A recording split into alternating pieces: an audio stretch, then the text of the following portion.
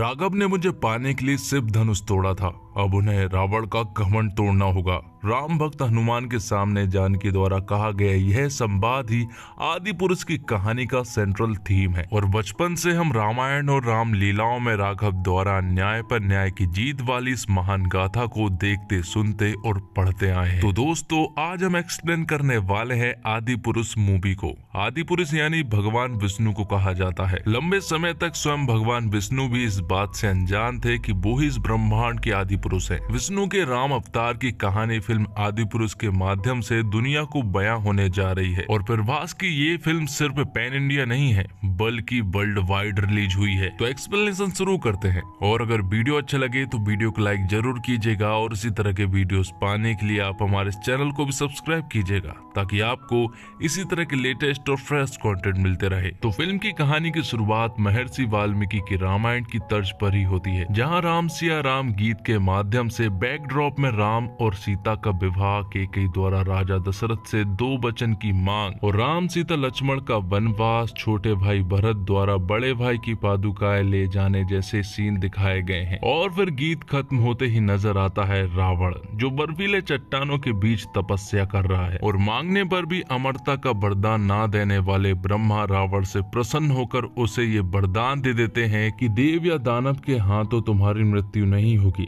ना तो तुम्हारी मृत्यु दिन में होगी, ना ही रात में होगी, ना वायु भी होगी, ना जल में होगी और ना ही तुम्हें कोई मानव मार सकता है। तो भगवान ब्रह्मा की चतुराई से अनजान रावण वरदान मिलते ही दैत्य में परिवर्तित हो जाता है। दूसरी तरफ राघव अपनी पत्नी जानकी और शेष के साथ पिता के दिए गए वचनों का पालन करने के लिए वनवास काट रहे हैं। अब आगे हम रावण के पास रावण की बहन शूर्पणखा को देखते हैं। वो यहाँ पर रावण के पास आती है और उसे अपनी नाक बताती है जो कि कटी हुई थी। यहाँ पर वो रावण से कहती है कि राघव के भाई ने मेरी नाक काट दी है और ये सुनने के बाद रावण क्रोधित हो जाता है कि आखिर रावण की बहन की नाक कोई कैसे काट सकता है। और साथ ही शूर्पणखा रावण को राघव की पत्नी मतलब सीते की सौंदर्य के बारे में भी बताती है। वो कहती है कि पूरी दुनिया में ऐसी लड़की उसने आज तक नहीं देखी, उसकी जगह जो है वो जंगल में नहीं बल्कि इस लंका में होनी चाहिए। दरअसल शूर्पणखा तो सिर्फ अपना बदला चाहती थी, इसलिए उसने ये सारी बातें अपने भाई रावण को बताई। आगे हम जानकी और राघव को देख पाते हैं। जब दोनों साथ में होते हैं तो यहाँ पर जानकी को एक स्वर्ण मृग दिखाई देता है और वो राघव से कहती है कि जब हम वनवास से वापस घर लौटेंगे तो हम इस स्वर्ण मृग को अपने साथ लेकर चले जाएंगे। ये सुनने के बाद राघव तुरंत ही उस स्वर्ण मृग के पीछे लग जाते हैं। वो उसे पकड़ने की कोशिश करने लगते हैं। जब राघव उस हिरण का पीछा कर रहे थे तो यहाँ पर जो वो हिरण होता है वो बार बार राघव की आवाज में सीते चिल्लाया जा रहा था। ये सुनने के बाद सीता जी को ऐसा लगता है कि कहीं न कहीं राघव खतरे में है, इसलिए वो लक्ष्मण जी को राघव के पास जाने को कहती है, लेकिन लक्ष्मण जी मना करते हैं। वो कहते हैं कि मैं तुम्हें अकेला छोड़कर यहाँ से नहीं जा सकता, लेकिन जानकी बार बार बोल रही थी, इसलिए लक्ष्मण जी यहाँ पर एक लक्ष्मण रेखा खींच देते हैं और अपनी भाभी माँ से साफ इनकार कर देते हैं कि वो इस लक्ष्मण रेखा के बाहर ना जाए। दूसरी तरफ राघव उस हिरण को मार गिराते हैं और उन्हें पता चलता है कि दरअसल में ये हिरण एक मायावी है और लक्ष्मण जी भी यहाँ पर पहुंच चुके थे। तब उन्हें ये बात समझ आती है कि ये किसी की एक बहुत बड़ी चाल है, इसलिए वो तुरंत ही वापस सीते के पास जाने लगते हैं। यहाँ दूसरी तरफ हम देखते हैं रावण को, जो कि एक साधु के भेष में सीता जी के पास आता है। वो यहाँ पर उनसे भिक्षा चाहता था, लेकिन वो चाहता था कि सीता जी बाहर आए क्योंकि उसने लक्ष्मण रेखा को देख ली थी, लेकिन सीता जी साफ मना कर देती है कि वो बाहर नहीं आ सकती है। लेकिन साधु जब उसे श्राप देना शुरू करता है तो ना चाहते हुए भी सीता जी को बाहर आना पड़ता है और जैसे ही सीता जी बाहर आती है तो रावण साधु के भेष को छोड़कर रावण के भेष में परिवर्तित होकर सीता जी को अपने साथ ले जा लेता है। और ये सब कुछ कहीं न कहीं राम जी और लक्ष्मण जी ने देख लिया था। जैसे ही रावण उन्हें ले जाने लगता है तो पीछे से एक बाज आता है और वो हर कोशिश करता है सीता जी को छुड़ाने की, लेकिन आखिर में रावण उस बाज को मार गिराता है। सीता जी को राम और लक्ष्मण ले जाते हुए देख रहे थे। यहाँ पर लक्ष्मण जी राम जी से कहते हैं कि ये उसकी गलती है, लेकिन राम जी उससे कहते हैं कि ये नियति है और इसे कोई नहीं बदल सकता। जब रावण जानकी को अपने साथ ले जा रहा था तो रास्ते में जानकी ने अपनी कुछ मोतियों को जंगल में फेंक दी थी और ये मोती कुछ बानरों के हाथ लग जाती है। उसके हाथों में जब ये लगती है तो वो ये मोती को अपने सरदार के पास ले जाने लगता है और वो सरदार दरअसल में सुग्रीव होता है। और यहाँ रावण ने जानकी को अपने साथ लंका ले गया था। अगले सीन में हम भगवान श्री राम और सबरी के मिलन को देख पाते हैं। यहाँ पर हम देखते हैं कि सबरी ने उनके लिए कंदमूल और बेर लेकर आई थी जो कि झूठे थे। वो इसलिए क्योंकि वो नहीं चाहती थी कि वो भगवान को खट्टे बेर खिलाए, इसलिए उन्होंने चखना प्रारंभ किया और भगवान राम सबरी की इस भक्ति को देखकर मोहित हो गए। लेकिन राम जी के भाई लक्ष्मण उन्हें देखकर अचंभित थे क्योंकि भैया जो है वो झूठे बेर खा रहे थे। इस पर भगवान राम ने लक्ष्मण को समझाया कि ये झूठे बेर सबरी की भक्ति है और इसमें उनका प्रेम है। और सबरी ने सालों से जो भगवान राम की तपस्या और भक्ति की थी वो सफल रही क्योंकि उनका सिर्फ भगवान राम से मिलने का एक सपना था। अब सुग्रीव को भी ये बात मालूम चल गई थी कि भगवान श्री राम सीते को ढूंढते हुए जंगल में आ चुके हैं और ये बात जब हनुमान जी को मालूम चलती है तो वो तुरंत ही जंगल में भगवान श्री राम की खोज में निकल जाते हैं। उन्हें भगवान श्री राम मिल भी जाते हैं लेकिन वो पूरी तरह से संदेह में थे कि शायद ये भगवान श्री राम ना हो, इसलिए वो उनकी परीक्षा लेते हैं और आखिर में उन्हें मालूम चलता है कि यही मेरे असली भगवान श्री राम है। तब राघव के कहने पर हनुमान जी उन्हें सुग्रीव के पास ले जाते हैं क्योंकि उन्हें एक विशाल सेना चाहिए थी। लेकिन यहाँ जाने के बाद उन्हें मालूम चलता है कि उन दोनों भाइयों के बीच बंटवारा हो चुका है और जो बाली है वो बहुत ही बलशाली है और बहुत ही ज्यादा चतुर भी है और बंटवारे में पूरी की पूरी सेना भी उसी की साइड है। तब भगवान श्री राम उसकी मदद करने के लिए आगे आते हैं और सुग्रीव से कहते हैं कि तुम्हें अपने भाई बाली से युद्ध करना चाहिए और जो तुमने खोया है वो तुम्हें वापस लेना होगा। ये सुनने के बाद अगले ही दिन सुग्रीव बाली से युद्ध करने के लिए उसके गढ़ में पहुंच जाते हैं। वहां पर उन दोनों के बीच में युद्ध होता है लेकिन इससे पहले कि बाली कोई और छल कर पाता, यहाँ पर राघव ने अपने तीर से बाली को मार गिराया था। तब से यहाँ का राजा सुग्रीव बन गया था। तो बाली की पूरी सेना जो है वो सुग्रीव के कंट्रोल में थी। लेकिन अभी भी ये प्रॉब्लम है कि आखिर इतने बड़े समुद्र को पार करके वो लंका कैसे पहुंचे। उन्हें ये संदेश भी पहुंचाना था सीता के पास कि उनके राघव उन्हें लेने के लिए आ रहे हैं, लेकिन इतनी दूर तक कोई भी नहीं जा सकता सिवाय हनुमान के। तब यहाँ पर राघव हनुमान जी को उनकी ताकत का एहसास करवाते हैं और ये सुनने के बाद हनुमान जी तुरंत ही सीते के पास जाने लगते हैं लंका। वो वहां पर पहुंच भी जाते हैं और हनुमान जी यहाँ पर सीते को राघव की अंगूठी दिखाते हुए कहते हैं कि मुझे राघव ने भेजा है और वो जल्दी तुम्हें लेने के लिए भी आएंगे। हनुमान जी जानकी से कहते हैं कि आपको अभी मेरे साथ चलना चाहिए, कोई भी प्रॉब्लम नहीं होगी। लेकिन सीता जी उनसे कहती हैं कि राघव ने मुझे पाने के लिए शिव धनुष तोड़ा था, अब उन्हें रावण का घमंड तोड़ना होगा। जब वो दोनों बात कर रहे थे तभी यहाँ पर रावण के कुछ लोग आते हैं और वो हनुमान जी को बंधक बना लेते हैं, जिसके बाद रावण का बेटा इंद्रजीत यहाँ पर हनुमान जी की पूंछ में आग लगा देता है और इंद्रजीत हनुमान जी से कहता है कि यहाँ पर आया है तो अब जलेगी तो तेरी। तब यहाँ पर हनुमान जी इंद्रजीत को जवाब देते हैं कि कपड़ा तेरे बाप का, आग तेरे बाप की और तेल भी तेरे बाप का, तो जलेगी भी तेरे बाप की ही। ये बोलने के बाद हनुमान जी तुरंत ही लंका में जगह जगह जाकर पूरी लंका को तहस नहस करके आग लगा देते हैं और सही सलामत वापस राघव के पास पहुंच जाते हैं। वो राघव को बताते हैं कि सीते बिल्कुल ठीक है। जिसके बाद ये लोग समुद्र पर सेतु बनाने का काम प्रारंभ करने वाले थे, लेकिन समुद्र उनका साथ नहीं दे रहा था। तब यहाँ पर राघव ने अपना धनुष से एक ब्रह्मास्त्र निकाला और वो पूरे के पूरे समुद्र को सुखाने वाले थे, क्योंकि वो उनकी मदद नहीं कर रहे थे, क्योंकि राघव न्याय के मार्ग पर चल रहे थे। राघव यहाँ पर तीर छोड़ने ही वाले थे कि तभी समुद्र देवता सामने आते हैं और सामने आते ही यहाँ पर समुद्र देवता राघव से क्षमा मांगते हैं। वो उनसे कहते हैं सेतु निर्माण के लिए पत्थर पर अपना नाम लिखकर उस पत्थर को समुद्र में फेंक दीजिए, मैं उस पत्थर को डूबने नहीं दूंगा। जब समुद्र देवता ने ये सब कुछ कहा तो यहाँ पर पूरी की पूरी सेना यही करने लगती है। वो पत्थर पर श्री राम लिखते और समुद्र में फेंकते जाते। इस तरह से सेतु का निर्माण शुरू हो जाता है और धीरे धीरे करके वो एक बहुत बड़ा सेतु का निर्माण करना प्रारंभ कर देते हैं। फिर अपनी पूरी की पूरी सेना को लेकर वो लंका जाने लगते हैं। और अब राघव की सेना के साथ विभीषण भी जुड़ गया था, क्योंकि विभीषण को मालूम चल गया था कि रावण जो है वो अन्याय कर रहा है, इसलिए वो सच्चाई के मार्ग पर चलना चाहता है।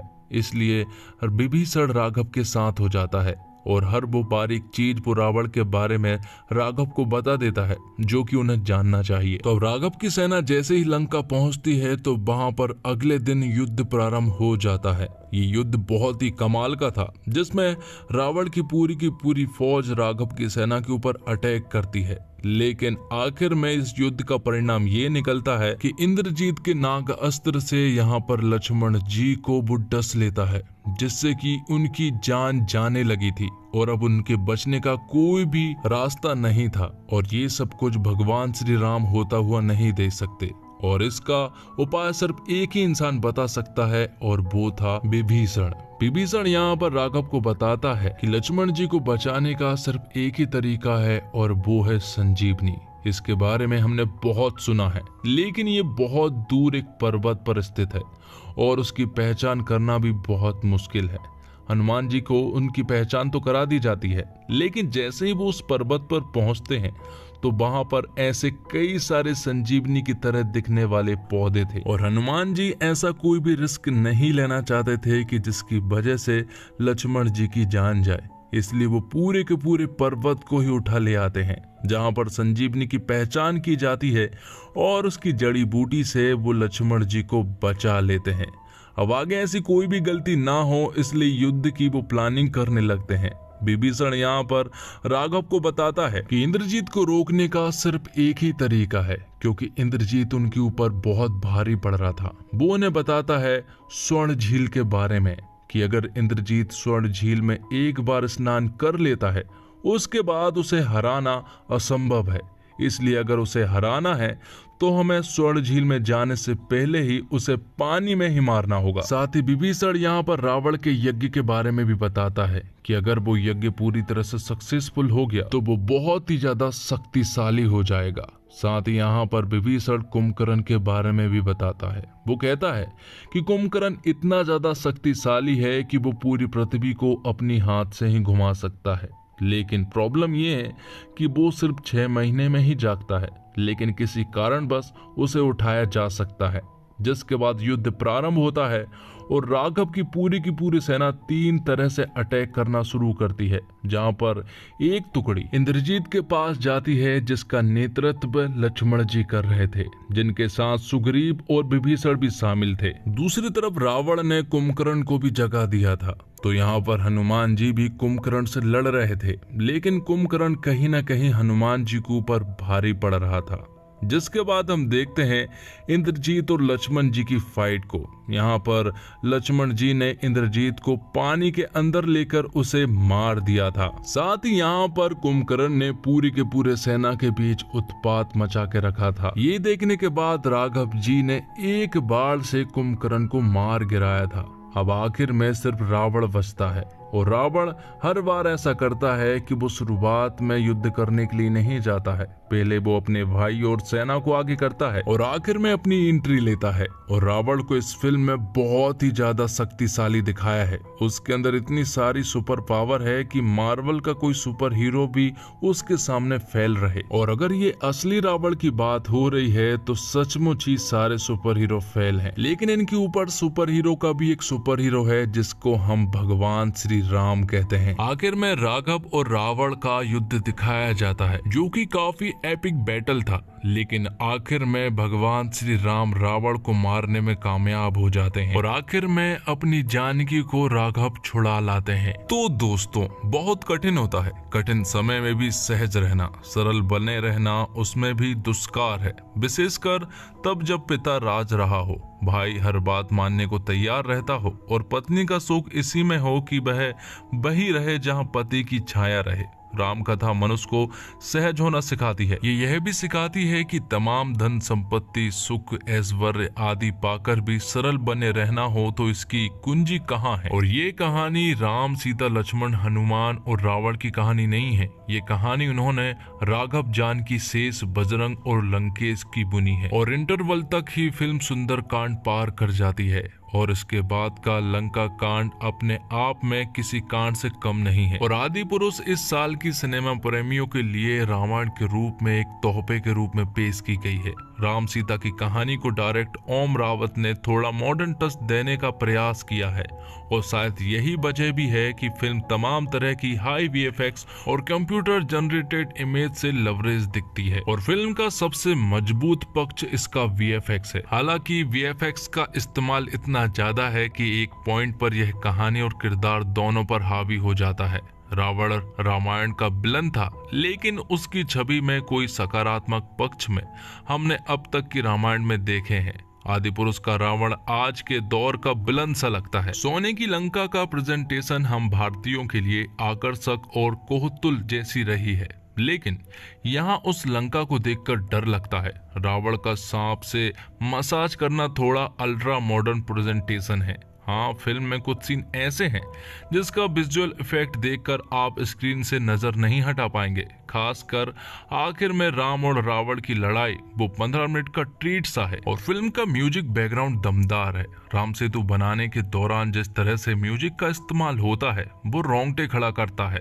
वहीं फिल्म के 2 गाने राम सिया राम और जय श्री राम ये ही दमदार है। एक गाना जहां राम और सीता के प्रेम को फिल्माया गया है, इसके शब्द कुछ खटकते हैं। और आदि पुरुष के फर्स्ट लुक को काफी आलोचनाओं का सामना करना पड़ा था और उसके बाद उसकी काफी बदलाव किए गए थे, मगर मूल चीजें जस की जस रह गई। इसमें कोई दो राय नहीं कि वीएफएक्स के मामले में फिल्म एक विजुअल ट्रीट साबित होगी, मगर सीजीआई की खामियां रह गई हैं। 2D में वीएफएक्स और सीजीआई का काम प्रभावशाली नहीं है, जबकि 3D में यह दमदार है। सबसे बड़ी दिक्कत आती है स्क्रीन प्ले और डायलॉग्स में। मनोज मुंतासिर के लिखे डायलॉग्स में जहां राघव और रावण के चरित्र समृद्ध हिंदी जैसे जानकी में मेरे प्राण बसते हैं और मर्यादा मुझे अपने प्राणों से भी प्यारी है बोलते नजर आते हैं, वहीं दूसरी ओर बजरंगबली और इंद्रजीत तेरी बाप की जलेगी बुआ का बगीचा समझा है क्या जैसे संवाद बोलकर उपहास का पात्र बन जाते हैं। और आदि पुरुष पहली बार अपने टेक्निकल पक्ष की वजह से खबरों में आई थी।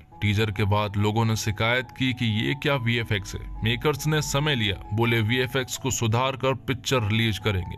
पिक्चर देखने के बाद पता चला कि मेकर्स ने वीएफएक्स में कुछ सुधार नहीं किया है। टीजर में एक्टर्स की शक्लें भी काफी कंप्यूटर जनरेट लग रही थी, उन्होंने बस उसे ठीक कर दिया। इस फिल्म में बंदर जैसे दिख रहे हैं, मगर उन्हें असल वाले बंदर देख ले तो कांप जाए। रावण की पूरी सेना गेम ऑफ थ्रोन्स वाले नाटर वर्कर्स सी लगती है। उसमें कुछ थैनोस जैसे दिखाई देने वाले भी लगते हैं। और सुग्रीव और बाली ने अपने गले में एक माला पहनी हुई थी जो कि ब्लैक पैंथर की नकल है। इस फिल्म में 2 ऐसी चीजें हैं जो इस फिल्म को थोड़ी बहुत देखने लायक बनाती है। वो है अजय अतुल का बनाया गया जय श्री राम गाना और बैकग्राउंड म्यूजिक। फिल्म में अपने कई कमजोर सीन में बैकग्राउंड स्कोर की मदद लेती है। और दूसरी चीज है सैफ अली खान। सैफ रावण को भरपूर खतरनाक और डरावना बनाने की कोशिश करते हैं, काफी हद तक इसमें सफल भी हो जाते हैं, मगर फिल्म उन्हें लेट डाउन करती है। एक तो रावण के किरदार की हाइट फिल्म में दिखने वाले अन्य सभी किरदारों से ज्यादा है। जब वो चलते हैं तो ऐसा लगता है कि रावण किसी वीडियो गेम का हिस्सा है। उनके हिस्से घिसे हुए डायलॉग्स आए हैं, प्लस में वो कई मौकों पर अजीबोगरीब आवाज निकालते भी सुनाई देते हैं। कृति सेनन के पास करने को कुछ नहीं था, क्योंकि फिल्म शुरू होने के आधे घंटे के भीतर रावण जानकी को किडनैप कर लेता है। उसके बाद वो अशोक वाटिका में राघव का इंतजार कर रही होती है। 2-3 गानों में दिखती है। अगर उन्हें मौके मिलते तो वो फिल्म को बेहतर बनाने में जरूर मददगार साबित होती। और लक्ष्मण जी के किरदार में सन्नी शर्मा ऐसे लगते हैं कि मानो मन में स्वीकार कर चुके हो कि ये उनकी फिल्म नहीं, वो प्रभास की फिल्म के सपोर्टिंग रोल कर रहे हैं। और देवदत्त नागे ने हनुमान का किरदार निभाया है। वो शारीरिक रूप से इस किरदार पर पूरी तरह सूट करते हैं। फिल्म में उनके हिस्से जो कॉमेडी वाले सीन रखे गए हैं, भले वो फिल्म पर सूट नहीं करे मगर नागे उसमें अच्छे लगते हैं। आदि पुरुष को नए जमाने की रामायण के तौर पर पेश करने की कोशिश की गई थी, मगर वो चीज बिल्कुल ही उस दिशा में नहीं जा पाई। कुल मिलाकर बात यह है कि आदि पुरुष में देखने लायक कुछ नहीं है, क्योंकि बहुत कुछ दिखाई ही नहीं देता। फिल्म अंधेरी लगती है, ऐसा लगता है आदि पुरुष को डीसी ने बनाया है या फिर फिल्म उनकी खामियों को छुपाने की कोशिश कर रही है। आदि पुरुष एक औसत से नीचे की फिल्म है जिसे आप नहीं देखें तब भी ज्यादा कुछ मिस न करने का मलाल नहीं रहेगा। और तानाजी फिल्म के लिए नेशनल अवार्ड पा चुके ओम रावत ने आज के यूथ के लिए रामायण बनाई है। फिल्म में भी रावण का अवतार ओल्ड ट्रेडिशनल ना होकर अल्ट्रा मॉडर्न सा लगता है। फिल्म भले ही अपने टेक्निकल एक्सपेक्ट में खरी उतरती हो, लेकिन इसके स्क्रीन प्ले में कई लूप होल साफ नजर आते हैं। मसलन रामायण की कहानी कईयों के लिए इमोशन है, लेकिन यहाँ फिल्म देखने के दौरान वही फैक्टर मिसिंग सा लगता है। कहानी कई जगह ऐसी लगती है मानो फेसबुक या व्हाट्सएप के फॉरवर्ड मैसेज देखकर स्क्रिप्ट का ताना बाना बुन गया है। कुछ डायलॉग्स तो पूरी तरह व्हाट्सएप की भाषा के तर्ज पर लिखे गए हैं, जैसे तेरे बाप की जलीब तेरे बुआ का बगीचा नहीं है जैसे आज के स्लैग या एक पौराणिक कथा के कितने को पसंद आएंगे, ये देखने वाली बात होगी। राइटिंग इस फिल्म का कमजोर पक्ष साबित होता है। और इसी के साथ ये एक्सप्लेनेशन यहीं पर खत्म हो जाता है। तो दोस्तों, उम्मीद करता हूँ आपको वीडियो पसंद आई होगी। वीडियो पसंद आई हो तो वीडियो को लाइक जरूर कीजिएगा और इसी तरह के वीडियोस पाने के लिए आप हमारे इस चैनल को भी सब्सक्राइब कीजिएगा, ताकि आपको इसी तरह के लेटेस्ट और फ्रेश कंटेंट मिलते रहे। धन्यवाद। जय हिंद, जय भारत, जय श्री राम।